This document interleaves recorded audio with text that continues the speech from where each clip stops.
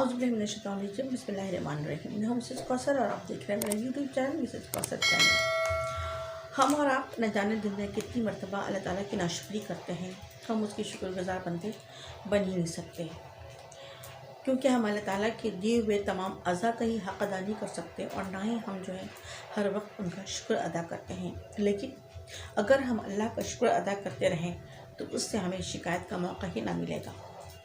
क्या हमें ये मालूम है कि हमारी आँख जिससे हम देखते हैं यानी हमारी क़ुव्वत बासरा, इससे हम कम से कम 10,000 किस्म के शेड्स और अशिया को देख सकते हैं। क्या हम इसके लिए अल्लाह का शुक्र अदा करते हैं और क्या इसकी हिफाजत का इंतज़ाम करते हैं? अल्लाह ताला ने हमें जो आज़ाद दिए हैं वो पूरी ज़िंदगी के लिए दिए हैं। उनकी हिफाजत, उनका सही तरीक़े से इस्तेमाल और उन पर अल्लाह का शुक्र हम पर फ़र्ज़ है।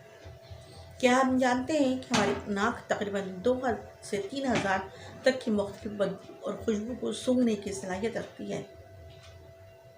क्या हम इसका भी अल्लाह ताला से शुक्र अदा करते हैं? अल्लाह ताला का शुक्र अदा करते हैं कि उसने हमें नाक जैसी नेमत अता की, उसकी सफाई सुथराई और उसकी हिफाजत का भी कोई इंतज़ाम करते हैं हम?